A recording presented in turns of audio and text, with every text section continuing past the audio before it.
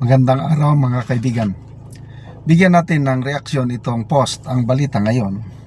Pahayag ito, patotsada ni Senator Ping Lacson kay Senator Amy Marcos sa kanyang madamdaming speech paglalahad ng nalalaman niyang katotohanan na ang kanyang kapatid, ang First Lady at ang pamangkin Sandro Marcos ay gumagamit ng pulburon. Title, Napakaan Filipino. Hindi daw gawaing Pilipino yan. Ito ang reaksyon ni Senator Ping Lacson matapos pumutok ang kontrobersyal na mga revelasyon ni Senator Amy Marcos tungkol umano sa paggamit ng illegal na droga ng kanyang kapatid na si Pangulong Bongbong Marcos, umalma at nagtanong ng Blue Ribbon Chair. Ito ang tanong ni Senator Ping. Bakit mo sisiraan ang sarili mong kapatid sa harap ng daan libong tao? Sasagutin natin yan mamaya. Para kay Lacson, wala raw ibang malinaw na motibo kundi politika. Sa panayam niya kay Ted Filon at DG Chacha, sinabi niyang nakakagulat ang ginawang paglaglag ni Amy, lalo't publiko. Malaki ang entablado at kamag-anak niya mismo ang pinupuntirya. Git ni Lacson, politika. Kasi wala akong makitang motibo politika. Mamaya balikan natin yan. Ayon kay Lacson, ang ganitong klase ng pag-atake mula sa loob ng pamilya ay napakaan Pilipino. Isang asal na hindi raw tumutugma sa tradisyong Pilipino ng pagkakapatiran at pagdadamayan. Okay. Ito ang masasabi ko. Napakahirap yung ginawa ni Senator Amy. For 3 years, nanahimik siya. Hindi siya nagsasalita tungkol sa isyu ng kapatid niya kung gumagamit ba ng pulburon o hindi. Matagal na pong isyu na ito. Kampanyahan pa lang, isyu na yan. Mismo ang Pangulong Duterte noon ang nagsabi na gumagamit ang candidate na Bongbong Marcos. Kaya tuloy, kanya-kanya silang pa-testing noon at kunuhay lumabas negative ang candidate BBM. But then, hindi huminto ang issue na yan. Tuloy-tuloy. So, yung paglalahad ni Senator Amy, nararapat lang yon sa tingin ko. Kung sa tingin ni Senator Lacson napakaan Pilipino, opinion lang niya yun. Siya lang yun. I do not agree. Isang kahangahangang hakbang ang ginawa ni Senator Amy para sa akin. Puno ng pagmamahal yung kanyang talumpati. Kilala niya ang kanyang kapatid. Ang tanong, Senator Lacson, gaano nyo kilala ang Pangulo? Kalaban nyo nga siya noong 2022 Magkalaban kayo sa politika.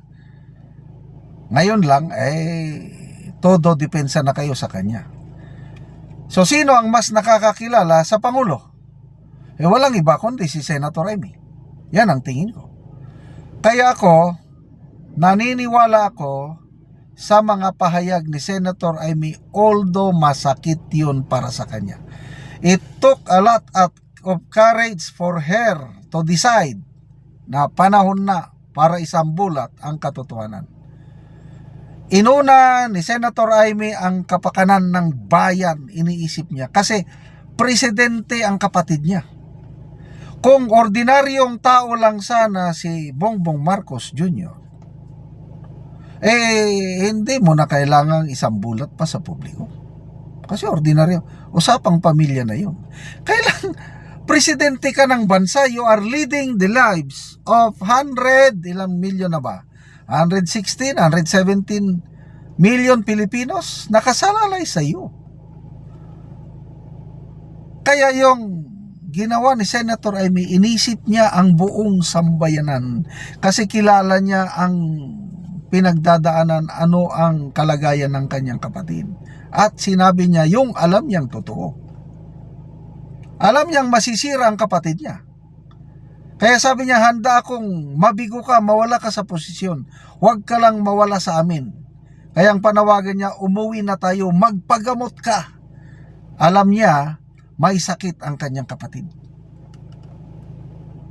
Kaya yung ginawa na Senator Amy, sabi pa ni Attorney Guanzon, it's a sisterly love. It's full of love from a loving sister.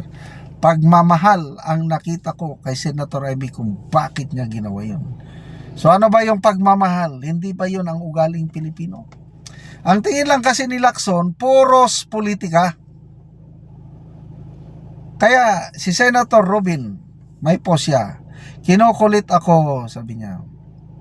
Ano ba reaction ko sa pahayag ni Senator Amy sa kanyang pasabog?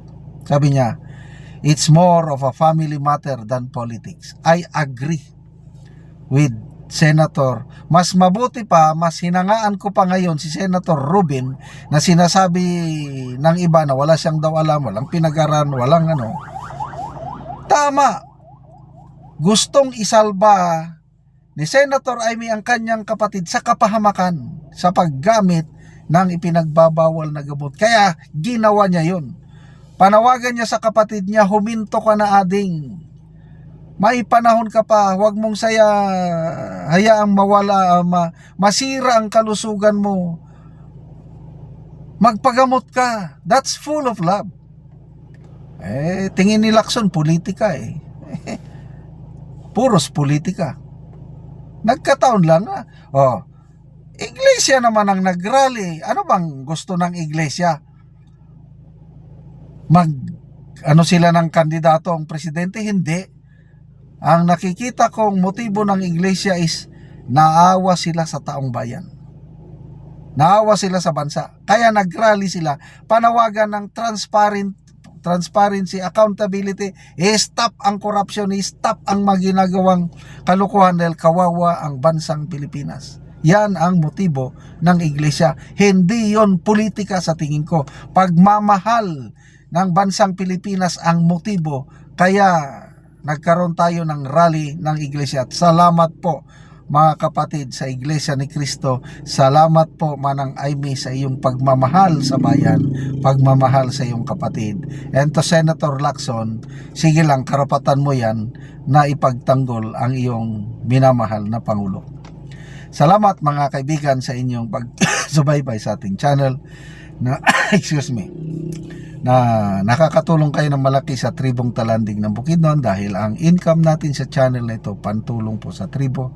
Namimigay tayo ngayon ng mga libreng yero at pako para makapagpatayo itong tribo ng mas maayos nilang tirahan. Panoorin nyo ang video nito.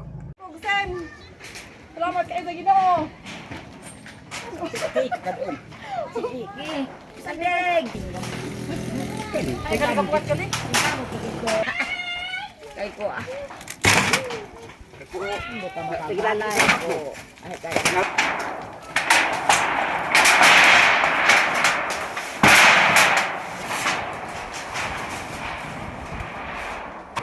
Nagani na labi kay Kema. Wala na may baka kuang.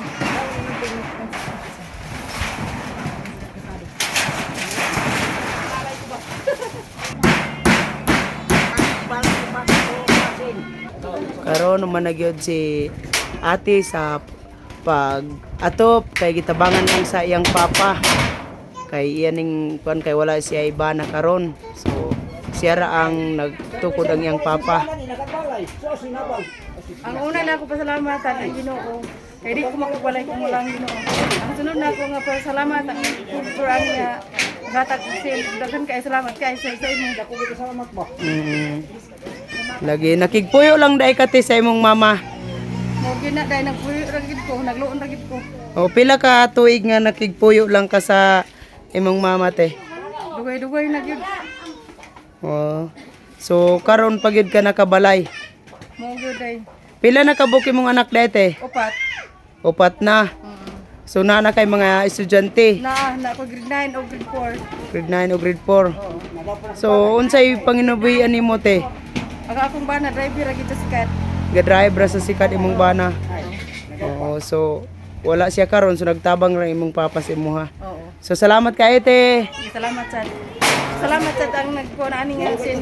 Oo. Dagan kay salamat sir. Salamat kayo.